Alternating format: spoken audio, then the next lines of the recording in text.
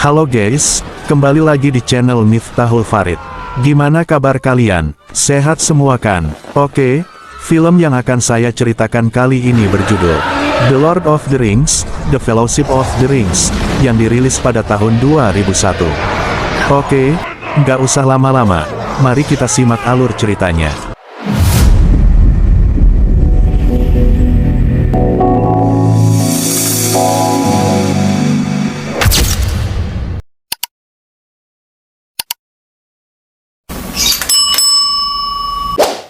Berawal dari penempaan cincin-cincin sakti, 3 cincin diberikan kepada bangsa peri, yaitu makhluk abadi paling bijaksana dan paling cantik dari semua makhluk lain. 7 cincin diberikan kepada bangsa kurcaci, yaitu penambang dan pengrajin terhebat di daerah pegunungan, dan 9 cincin diberikan kepada bangsa manusia, dibandingkan yang lain mereka memiliki nafsu untuk berkuasa. Cincin-cincin tersebut mempunyai kekuatan untuk menguasai setiap bangsanya masing-masing. Namun mereka semua dikelabui dengan adanya sebuah cincin lain yang dibuat. Di negeri Mondor, tepatnya di bawah kawah Gunung Dom, penguasa kegelapan bernama Sauron menempah sebuah cincin penguasa.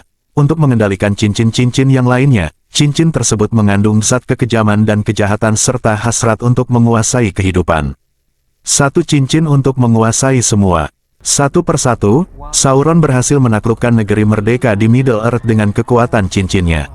Beberapa pihak akhirnya melakukan perlawanan, dengan pihak manusia dan peri bersatu melawan pasukan Sauron. Berperang demi kemerdekaan Middle Earth, kesaktian cincin milik Sauron tidak bisa ditandingi. Sauron berhasil membunuh raja dari manusia, namun putra dari sang raja bernama Isildur berhasil mengalahkan Sauron, dengan mengambil pedang ayahnya yang sebagian hancur menebas jari Sauron bersama cincinnya. Sauron dan pasukannya akhirnya bisa ditaklukkan, cincin tersebut sekarang milik Isildur. Isildur memiliki kesempatan untuk memusnahkan kejahatan selamanya, namun hati manusia memang mudah dikotori. Ternyata cincin tersebut masih memiliki ikatan dengan majikannya yang dapat mempengaruhi hati siapapun bila memakai cincin Sauron. Isildur kemudian dikepung oleh sisa pasukan Sauron, kemudian mereka membunuh Isildur, sementara cincinnya telah hilang jatuh ke dasar sungai. Selama 2500 tahun tak ada yang tahu di mana cincin tersebut berada, sampai akhirnya di suatu waktu, makhluk yang disebut Gollum menemukan cincin Sauron. Gollum membawanya ke terowongan gelap penggunungan berkabut, di mana cincin tersebut mengubah Gollum dengan secara tidak wajar. 500 tahun cincin itu merasuki pikirannya. Pada suatu hari cincin Sauron meninggalkan Gollum, kemudian diambil oleh makhluk yang sama sekali tidak terbayangkan, yaitu seorang hobbit bernama Bilbo Baggins dari Shire. 60 tahun kemudian di desa Shire, Bilbo yang nanti malam akan merayakan ulang tahunnya ke-111, kedatangan tamu yang sangat penting di dalam hidupnya, yaitu Gandalf, si penyihir. Sebelum Gandalf sampai di rumah Bilbo, ia lebih dulu bertemu dengan Frodo, keponakan Bilbo. Frodo mengungkapkan bahwa akhir-akhir ini sifat Bilbo begitu aneh, seperti ingin merencanakan sesuatu. Setelah Frodo pamit, Gandalf sampai di rumah Bilbo dan bertemu dengannya. Bilbo sangat senang dengan kedatangan Gandalf. Malam harinya, pesta perayaan pun dimulai dengan begitu meriahnya. Namun di saat acara pidatonya, muka Bilbo menjadi sayu lalu mengumumkan bahwa dirinya harus pergi untuk selamanya. Kemudian Bilbo langsung memakai cincin Sauron dan menghilang. Bilbo meninggalkan acara tersebut lalu pulang ke rumahnya. Gandalf yang paham tiba-tiba muncul di hadapan Bilbo. Di sini Gandalf memperingatkan Bilbo bahwa cincin tersebut tidak ditakdirkan untuk bersama dirinya. Dari awal Bilbo juga ingin meninggalkan cincinnya di rumah. Kemudian ia pergi dari Shire untuk menikmati sisa hidupnya dan kembali. Pastinya Bilbo menginginkan akhir hidup yang tenang. Pada malam itu juga, Bilbo akhirnya pergi. Berkelana serta ingin menyelesaikan sebuah buku tentang The Hobbit. Ia meninggalkan cincinnya di rumah yang nantinya akan diwariskan kepada Frodo. Setelah Bilbo pergi, Frodo datang dan mengambil cincin yang ditinggalkan Bilbo di lantai. Di sini Gandalf mengungkapkan bahwa Bilbo pergi untuk tinggal bersama peri dan mewariskan cincin tersebut kepada Frodo. Gandalf juga berpesan kepada Frodo untuk menyimpannya dengan aman. Setelah itu, Gandalf pergi untuk mencari tahu tentang cincin Sauron. Ia menuju ke perpustakaan dan menemukan buku yang ditulis Isildur, di mana cincin tersebut sangat berbahaya dan masih terikat dengan pemiliknya yaitu Sauron. Gandalf juga mengetahui bahwa Gollum ditangkap oleh pasukan Mordor, lalu disiksa untuk memaksanya memberitahu di mana cincin itu berada. Gollum memberitahu bahwa cincinnya berada bersama Bilbo Baggins. Saat itu juga penunggang kuda yang termasuk pengikut Sauron mendatangi Shire untuk mencari cincinnya. Frodo yang baru pulang main bertemu kembali dengan Gandalf di rumah Bilbo. Di sini, Gandalf meminta cincinnya kemudian membakarnya. Frodo diminta untuk melihat apa yang terjadi setelah cincin tersebut dibakar. Di saat Frodo mengeceknya, cincin tersebut mengeluarkan sebuah tulisan melingkar dengan tulisan berbahasa Mordor. Yang artinya, satu cincin untuk menguasai mereka semua di dalam kegelapan. Gandalf menceritakan semua tentang cincin Sauron, serta memberitahu Frodo bahwa pengikut Sauron sedang memburu cincin tersebut. Gandalf tak berani membawa cincin Sauron, karena nantinya bisa berbahaya jika bersatu dengan kekuatan Gandalf. Maka dari itu Frodo diminta untuk pergi membawa cincin tersebut. Sementara Gandalf akan menemui pemimpinnya untuk mendapat petunjuk. Gandalf juga menyuruh Frodo agar tidak menggunakan nama Baggins, karena nama Baggins sudah tak aman. Saat itu juga tiba-tiba terdengar seperti ada yang menguping dari luar. Dan saat Gandalf menariknya, ternyata itulah teman Frodo yang bernama Sam, karena Sam sudah terlanjur tahu tentang rahasia cincin Sauron. Akhirnya ia ditugaskan oleh Gandalf untuk menemani perjalanan misi Frodo. Keduanya pun berpisah dengan Gandalf yang akan pergi menemui pemimpinnya. Perjalanan Sam dan Frodo pun dimulai. Gandalf berhasil sampai di kastil pemimpin serta teman lamanya yang bernama Saruman. Gandalf langsung menceritakan semua yang dihadapinya saat ini. Lalu Saruman mengungkapkan bahwa Sauron telah menghimpun kembali kekuatannya yang dulu, namun ia belum bisa berada dalam bentuk fisiknya. Sauron masih berbentuk mata raksasa yang dikelilingi api. Dan sebentar lagi, mata Sauron akan memanggil pasukan yang cukup besar untuk menyerang kembali Middle-earth. Di saat Saruman menceritakan 9 mayat hidup yaitu Nazgul yang menyamar sebagai pengendara kuda mencari cincin, Gandalf segera bergegas menemui Frodo. Tapi pintunya ditutup oleh Saruman. Ternyata Saruman ini berkhianat dan memilih berpihak kepada Sauron. Gandalf dan Saruman terjadi pertarungan. Walaupun sama-sama tua, Saruman berhasil mengalahkan Gandalf dan melemparnya ke atas kastil. Sementara Frodo dan Sam yang berada di ladang jagung bertemu dengan kedua temannya, yaitu Merry dan Pippin yang sedang dikejar-kejar pemilik ladang karena maling sayuran. Keempatnya bergabung untuk menghindari kejaran petani yang pada akhirnya mereka terperosok ke dalam jurang. Setelah itu Frodo merasakan sesuatu seperti ada bahaya mendekat. Frodo mengajak teman-temannya bersembunyi di bawah pohon. Dan benar saja, gak lama kemudian penunggang kuda misterius yang disebut Nazgul datang dan berhenti tepat di atas mereka. Pippin melempar tasnya untuk memancing Nazgul. Setelah Nazgul pergi, mereka pun langsung berlari menjauhi Nazgul. Namun mereka kembali bertemu Nazgul. Dengan berlari tanpa henti, Frodo dan temannya berhasil lolos dengan menggunakan sampan menuju seberang sungai. Setelah itu mereka berempat sampai di desa Bree untuk bertemu Gandalf. Frodo masuk ke hotel kemudian menanyakan kepada resepsionisnya tentang Gandalf. Namun ternyata Gandalf sudah tidak pernah datang kemari selama 6 bulan. Hal tersebut membuat Frodo bingung lalu memutuskan untuk minum sejenak. Di sini Frodo melihat seorang pria yang dari tadi menatap ke arahnya. Pria tersebut dikenal sebagai Strider, penjaga hutan dengan nama asli Aragorn. Di sini Pippin tak sengaja memberitahu kepada orang-orang tentang nama asli Frodo dari keluarga Baggins. Frodo yang mendengarnya langsung menarik Pippin. Namun ia terpleset dan jatuh, membuat cincin Sauron terlepas. Kemudian Frodo dengan sengaja memasukkan ke jarinya.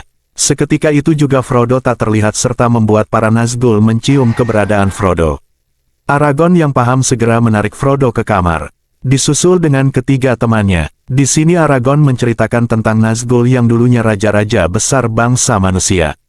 Sauron memberikan 6 cincin sakti yang membuat para raja-raja jatuh ke dalam kegelapan, kemudian menjadi budak Sauron. Keesokan harinya, Frodo bersama ketiga temannya dibantu oleh Aragorn ke Rivendell, sebuah tempat yang dihuni bangsa peri. Malam harinya, Aragorn dan kelompok Frodo memutuskan untuk beristirahat, sembari mengumpulkan tenaganya. Sementara Saruman terlihat sedang berkomunikasi kepada Sauron, yang tidak lama kemudian bangsa orc datang untuk membantu Saruman. Saruman memerintahkan para orc untuk menebang pohon-pohon di hutan yang nantinya akan menjadi bahan perapian membuat senjata perang pasukan orc. Gandalf juga terlihat masih hidup terjebak di atas menara Saruman. Keesokan harinya, Aragorn, Frodo, dan kelompoknya melanjutkan perjalanannya kembali. Karena masih jauh dan hari mulai sore, mereka memutuskan untuk beristirahat kembali. Pada malam harinya, Merry, Pippin, dan Sam sedang membakar kayu untuk mendinginkan tubuh. Namun hal ini malah menarik perhatian para Nazgul. Frodo dengan sigap memadamkan apinya. Tetapi Frodo terlambat. Kini, para Nazgul berhasil menemukan Frodo dan mengepungnya. Di saat Frodo terpojok, ia terpaksa memakai cincinnya agar menghilang. Namun itu sia-sia karena para Nazgul melihat Frodo kemudian menusuknya. Aragorn datang lalu ngamuk menyerang para Nazgul. Ternyata Nazgul ini lemah. Mereka dengan mudahnya dikalahkan. Setelah para Nazgul pergi, Aragorn mengungkapkan bahwa luka yang dihasilkan dari pedang Nazgul hanya bisa disembuhkan oleh bangsa peri. Maka dari itu, Aragorn dan ketiga teman Frodo segera membawa Frodo ke Rivendell. Di sisi lain, Gandalf yang terjebak di ketinggian menara dihampiri oleh seekor kupu-kupu yang terlihat sedang bergerak, yang memberi pesan kepada Gandalf. Kini, Kastil Saruman akan menjadi tempat membangkitkan Sauron. Para orc memproduksi senjata dan baju perang. Gak cuma itu, mereka juga menciptakan makhluk orc baru yang diberi nama Uruk-hai. Di tengah perjalanan, kelompok Frodo ditemukan oleh salah satu bangsa peri dari kerajaan peri yang bernama Arwen. Di sini Arwen membawa Frodo ke kerajaannya untuk diobati. Sementara itu para Nazgul mengejarnya. Ketika para Nazgul mencoba menyeberang sungai, banjir bandang datang menyapu para Nazgul. Singkat cerita, Frodo sudah berada di Rivendell, kerajaan peri, lalu bertemu dengan Gandalf. Gandalf menerangkan bagaimana ia bisa sampai di sini. Jadi saat Gandalf akan dibunuh oleh Saruman, burung elang raksasa datang membantu Gandalf untuk menyelamatkan dia. Gandalf menyelamatkan diri lalu mengantarkannya ke Rivendell. Setelah itu keadaan Frodo berangsur membaik. Di sini Frodo juga bertemu teman-temannya kembali serta Bilbo Baggins yang sekarang terlihat sangat tua karena sudah terlepas dari cincin Sauron. Bilbo menunjukkan bukunya yang sudah selesai membuat Frodo terkesan. Sementara Gandalf sedang berdebat dengan Elrond tentang pasukan Sauron yang bertambah kuat.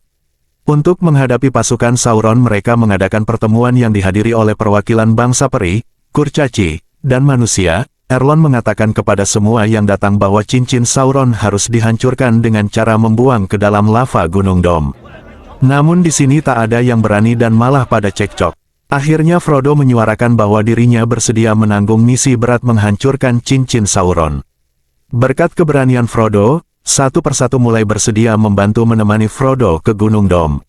Seperti Legolas, Gimli, Boromir, dan Aragorn yang ternyata keturunan asli dari Raja Isildur. Gak cuma itu, teman-teman Frodo juga ingin ikut dengan Frodo. Jadi jumlahnya ada 9, termasuk Gandalf juga. Keesokan harinya, mereka mulai meninggalkan Rivendell menuju Gunung Dom. Perjalanan yang ditempuh akan memakan waktu 40 hari. Sampainya di peristirahatan pertama, mereka mulai akrab satu sama lain. Namun saat itu juga, mereka diganggu oleh kedatangan segerombolan burung gagak yang diduga mata-mata Saruman. Mereka segera bersembunyi di balik bebatuan. Setelah burung-burung itu pergi, Gandalf menginstruksikan kelompok untuk lewat jalur lembah Caradas. Mereka pun nurut dan mulai melewati Caradas. Sementara Saruman sudah mengetahui bahwa Gandalf menuntun kelompoknya ke lembah Caradas. Hal ini dimanfaatkan Saruman memanggil badai untuk menghalangi perjalanan mereka. Kelompok Gandalf terkena longsoran dari atas tebing. Namun longsoran tersebut tak membuat kelompok Gandalf patah semangat. Gimli menyarankan agar mengubah jalur dengan melewati tambang Moria. Frodo pun setuju dan akhirnya mereka memutuskan untuk melewati jalur tambang Moria. Setelah menempuh perjalanan melelahkan, akhirnya kelompok Gandalf sampai di tambang Moria. Gandalf berusaha memecahkan keluh pada tembok tambang yang menjadikan pintu rahasia menuju bawah tambang terlihat dengan jelas. Namun Gandalf berkali-kali gagal untuk membuka pintunya. Sementara Merry dan Pippin yang sedang gabut dengan iseng melemparkan batu ke arah balongan di dekat tembok tambang. Aragorn mengingatkan keduanya untuk tidak mengganggu air balongan yang tenang. Frodo mengetahui bahwa pintu tersebut mengandung teka-teki dan benar saja. Frodo berhasil memecahkannya dengan Gandalf mengucapkan kata teman dalam bahasa peri dan terbukalah pintu tambang Moria. Mereka pun mulai memasuki tambang Moria. Di saat Gandalf menerangi ruangan, terdapat banyak sekali mayat-mayat bangsa kurcaci sebagai penambang hebat. Legolas mencabut busur yang tertancap pada salah satu mayat dan mengetahui bahwa kematian para penambang disebabkan oleh goblin. Di saat panik-paniknya, Frodo ditarik oleh Kraken. Berkat combo Aragorn, Boromir, dan Legolas, Frodo berhasil diselamatkan dari serangan Kraken. Setelah itu, mereka memutuskan untuk kembali masuk ke tambang. Lorong demi lorong terus dilalui, sampai akhirnya Gandalf lupa jalan yang harus dilalui untuk keluar dari tambang Moria. Sambil Gandalf mengingat jalannya, mereka beristirahat sejenak dan saat itu juga, Frodo merasa ada yang mengamatinya. Gandalf mengungkapkan bahwa yang mengamati Frodo adalah Gollum yang sudah 3 hari mengikuti Frodo. Gandalf juga menceritakan kehidupan Gollum yang dulunya. Gollum yang dulunya bernama Sméagol. Sebelum cincin utama Sauron membuatnya gila seperti sekarang. Setelah memberi nasihat kepada Frodo, Gandalf kembali mengingat jalurnya. Dan mereka pun melanjutkan perjalanannya. Di tengah gelapnya tambang, sinar tongkat Gandalf menerangi sebuah pemandangan kerajaan yang megah. Setelah berjalan lebih jauh, Gimli melihat sesuatu dan Gimli menangis sambil menatapi sebuah peti. Gandalf mengungkapkan bahwa di dalam peti tersebut terbaring Belin, putra dari Fundin penguasa Moria, tempat bangsa Kurcaci berada. Di saat suasana bertukar, Pippin tanpa sengaja menyentuh mayat di samping sumur, membuat kepala dan badannya jatuh ke dalam sumur menimbulkan suara gelondang-gelondang. Gak lama kemudian terdengar langkah-langkah bangsa orc. Mengetahui hal tersebut, Boromir dan Aragorn langsung menutup pintu lalu menguncinya. Setelah itu, ke-9 kelompok ini mulai memasang kuda-kuda untuk bersiap melawan bangsa orc. Gak lama kemudian, pintu pun berhasil dibobol oleh bangsa orc dan pertarungan pun terjadi. Mereka bertarung sekuat tenaga, hingga pada akhirnya, orc memunculkan monster besar yang bisa disebut troll. Troll mengincar Frodo, dan akhirnya Frodo tertusuk juga oleh pedang troll. Hal tersebut membuat teman-teman menyerang troll. Legolas pun menarik anak panah tepat ke dalam mulut troll hingga membuat troll langsung mati. Setelah itu semua kelompok mendekati Frodo dan ternyata Frodo tak terluka sedikitpun dikarenakan memakai sebuah baju legenda pemberian Bilbo yang bisa disebut Mithril. Beberapa menit kemudian terdengar suara langkah bangsa orc kembali. Mereka pun bergegas keluar dari ruangan tersebut. Kelompok Gandalf berhasil dikepung oleh bangsa orc dan di sini suara raungan muncul dari balik tembok, diiringi dengan cahaya api menyala. Bangsa orc yang melihatnya, tiba-tiba pergi menjauhi kelompok Gandalf. Ternyata raungan di balik tembok berasal dari makhluk iblis dunia kuno yang disebut Balrog. Gandalf dan lainnya bergegas kabur menuju jembatan. Sesampainya di jembatan mereka mulai menyeberang dengan Gandalf berada di barisan paling belakang. Kemudian ia malah berhenti untuk menahan Balrog dan terjadilah pertarungan dengan beradu kekuatan. Kembali ke Gandalf berhasil menghancurkan separuh jembatan membuat Balrog terjatuh namun ia masih bisa menyerang Gandalf dengan cambuknya. Hal tersebut membuat Gandalf ikut terjatuh. Setelah itu mereka berhasil keluar dari tambang Moria dan melanjutkan kembali perjalanannya dengan Aragorn yang sekarang menjadi pemandunya. Setelah menempuh jarak yang jauh, mereka sampai di hutan Ithlorien di mana di hutan ini terdapat bangsa peri yang ahli dalam sihir dan benar saja tiba-tiba kelompok bangsa peri mengepung mereka kemudian membawanya ke kerajaannya. Salah satu dari bangsa peri bernama Helder menyapa Legolas yang termasuk bagian dari bangsanya, kemudian mengucapkan bahwa Frodo yang membawa cincin Sauron tidak diizinkan untuk melewati hutan ini, karena nantinya bakal membawa petaka seperti datangnya bangsa orc yang terus-terusan mengincar cincin Sauron. Di sini Aragorn membujuk Helder untuk mengizinkannya melewati hutan ini, dan akhirnya Helder mengizinkannya. Ia membawa kelompok Frodo ke tempat perlindungan Gelton yang bisa disebut jantung Eiffel Dome di bumi di mana tempat tersebut terdapat Rod Kalbron dan Galadriel wanita bercahaya. Kalbron dan Galadriel mengucapkan bahwa perjuangan Frodo dan lainnya sudah hampir selesai. Galadriel menyuruh mereka untuk beristirahat. Malam harinya Frodo terbangun dari tidurnya lalu melihat Galadriel berjalan sendirian. Frodo mengikuti Galadriel sampai di tempat air cermin ajaib berdendam. Galadriel menuangkan air ke baskon kemudian Frodo disuruh untuk melihatnya. Frodo melihat kilas balik perjalanannya, namun di pandangan terakhirnya, memperlihatkan kejahatan Sauron, yang membuat Frodo tertarik ke dalam mata Sauron. Setelah Frodo tersadar, Galadriel mengungkapkan bahwa apa yang dilihat Frodo adalah gambaran ketika Frodo gagal menghancurkan cincin Sauron. Galadriel juga meramalkan nantinya akan ada salah satu teman Frodo yang akan mencoba mengambil cincin Sauron. Namun Galadriel meyakinkan Frodo bahwa hanya Frodo yang bisa menyelesaikan misi menghancurkan cincin Sauron. Di kastil Saruman, Saruman mulai memberitakan Uruk-hai, Oth, dan pasukannya untuk berangkat memburu kelompok Frodo. Saat itu juga, kelompok Frodo mulai menaiki sampan untuk melanjutkan perjalanannya melalui sungai. Setelah itu, mereka mulai mendayung menyusuri Sungai Galen. Setelah mendayung seharian, mereka akhirnya sampai di perbatasan Mordor. Aragorn terkesan dengan adanya dua patung raja kuno dari leluhurnya. Mereka memutuskan untuk bersandar dan dilanjut dengan berjalan kaki. Namun di sini Legolas mempunyai firasan buruk. Ia menyuruh Aragorn untuk memilih jalur lain. Di saat itu juga, Frodo dan Boromir tiba-tiba sudah tak terlihat. Ternyata Frodo dan Boromir ini lebih dulu masuk ke hutan.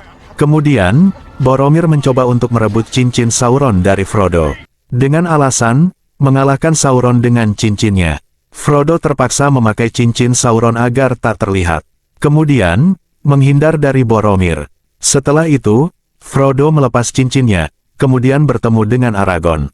Aragorn melihat pedang pemberian Bilbo menyala yang tandanya bangsa orc akan datang. Aragorn langsung menyuruh Frodo untuk pergi, sementara dirinya menahan bangsa orc bersama Legolas dan Gimli.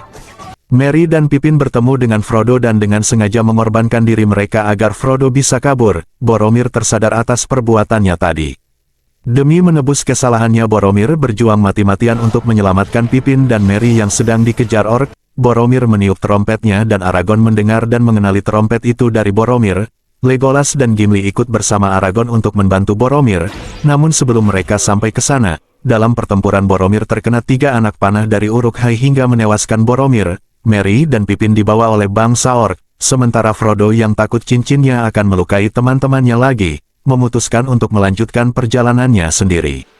Namun tiba-tiba Sam datang dan mengejar Frodo ke tengah sungai. Sam yang tak bisa berenang akhirnya tenggelam, namun ia berhasil diselamatkan oleh Frodo. Di atas sampan, Sam mengucapkan bahwa dirinya sudah berjanji kepada Gandalf untuk selalu menemani Frodo dalam misinya. Akhirnya, Frodo membiarkan Sam ikut. Misi ke Gunung Dom akan dilanjut Frodo dan Sam, sementara Aragorn, Legolas, dan Gimli sedang melarung jenazah Boromir ke sungai. Setelah itu, mereka bertiga memutuskan untuk menyelamatkan Merry dan Pippin yang sedang dibawa oleh bangsa orc. Di akhir film ini, Frodo dan Sam sudah semakin dekat dengan Gunung Dom.